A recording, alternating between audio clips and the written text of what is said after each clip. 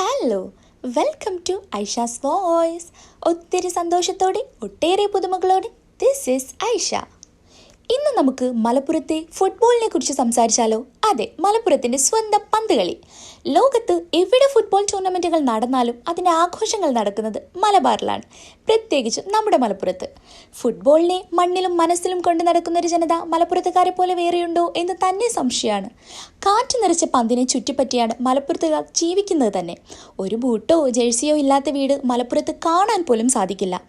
മലപ്പുറത്ത് ഒരുപാട് ഫുട്ബോൾ ഭ്രാന്തന്മാരും അതുപോലെ തന്നെ ഭ്രാന്തികളും ഉണ്ട്.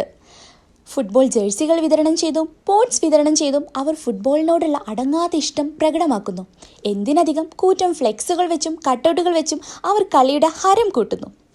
പാടവും തൊടിയുമെല്ലാം ഫുട്ബോൾ ഗ്രൗണ്ടുകളാക്കിയും വെയിലെന്നോ മഴയെന്നോ വകവയ്ക്കാതെ ഒരു വൈബോടെ കളിക്കുന്ന കളി.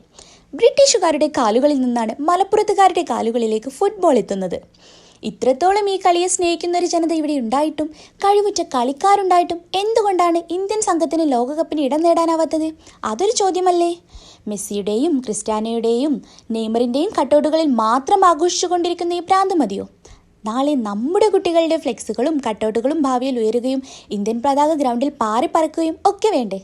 നമുക്ക് പരിശ്രമിക്കാം, കാത്തിരിക്കാം ഒരു നല്ല നാളേക്കായി. അപ്പോൾ ഓക്കെ ഗായ്സ്, ഇനിയും ഒരുപാട് പുതിയ വിശേഷങ്ങളുമായിട്ട് ഇനിയും വരാം. Till then, this is Aisha signing off. Bye bye.